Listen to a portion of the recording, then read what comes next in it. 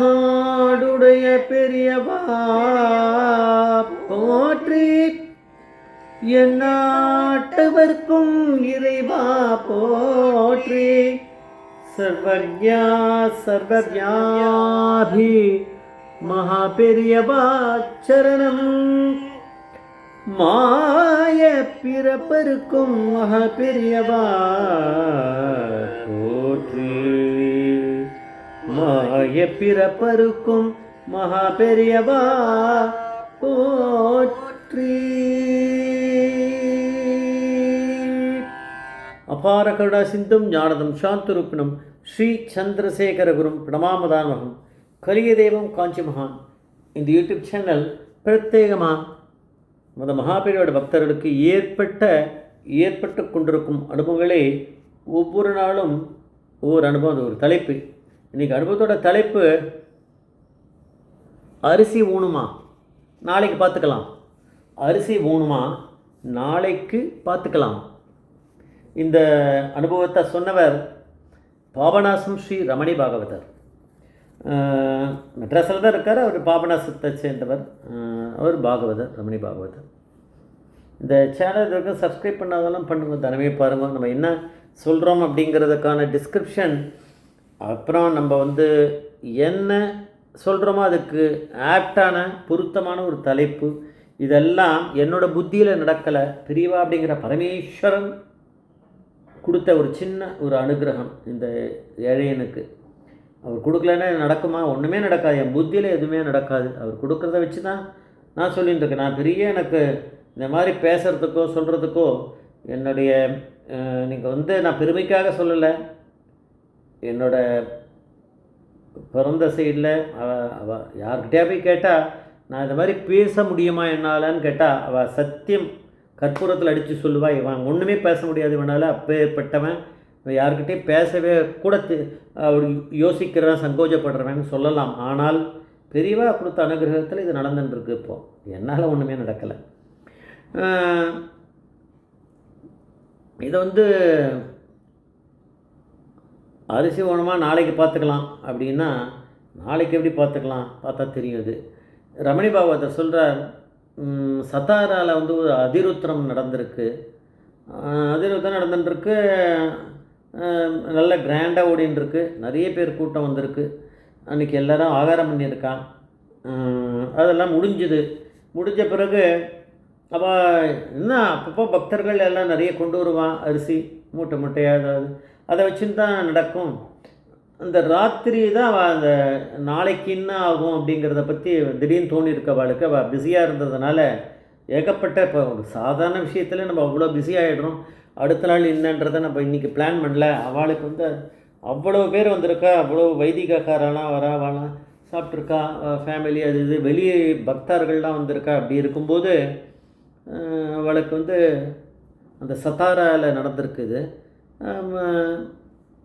நாளைக்கு என்ன அரிசி இருக்கா இல்லையான்றதா அவள் கவனிக்காமே போயிட்டா. திடீர்னு பார்த்துருக்கா ராத்திரி ஆகிடுத்து. 9:30-10 மணி பெரியவா அவர் ரெஸ்ட் எடுக்கிறதுக்காக அவர் போகலாம் அவர் அப்படின்ற மாதிரி இருக்கிற டயத்தில் இவ செக் பண்ணி பார்க்கும்போது பார்த்தா இல்லை. ஆனால் நிறைய தேவைப்படுறது அரிசி நாளைக்கு தான் முக்கியமாக அந்த அதிருத்தம் அதோட முடிவு அன்றைக்கி தான் முடியறது. நிறைய பேர் வருவா, எக்கச்சக்கமான அரிசி தேவைப்படும். அதோட முக்கியமாக அக்ஷதையே இல்லையாம். அக்ஷதை தேவைப்படும். அந்த அக்ஷதைக்கான அரிசி கூட அங்கே இல்லை, எல்லாமே காலி ஆகிருக்கு, தொடச்சி போயிருக்கு. அவளுக்கு ஒரே கஷ்டமாக எடுத்து. யார் அந்த இன்சார்ஜ் அவர் மேனேஜர் பெரியவாளை பார்த்து பெரியவா கிட்ட ஒரு விவரத்தை சொன்னாராம். பெரியவா எல்லாத்தையும் கேட்டு இந்த பெரியவாவுக்கு கொஞ்சம் அது ஒரு அதிர்ச்சியாக இருக்கணுமே. ஐயோ அப்படியா அப்படின்னு. பெரியவா யார்? பெரியவா சிரிச்சுட்டாராம். அதுக்கு பதிலாக இன்றைக்கி பொழுது போயிடுதா அப்படின்னாராம். இன்றைக்கி போயிடுத்து அப்படின்னாராம். அப்போ அரிசி இல்லை நாளைக்கு. அரிசி தானே, நாளைக்கு பார்த்துக்கலாம், எல்லாம் வந்துடும் அப்படின்னு சொல்லிட்டு பெரியவா உள்ளே போயிட்டாலாம். எல்லாம் வந்துடும், நாளைக்கு பார்த்துக்கலாம், அரிசி இல்லையா நாளைக்கு பார்த்துக்கலாம், எல்லாம் வந்துடும் அப்படின்ட்டு உள்ளே போயிட்டாராம். எப்படி வரும்? சிரிச்சுட்டே உள்ளே போயிட்டாராம். ராத்திரி 12 மணி இருக்குமா.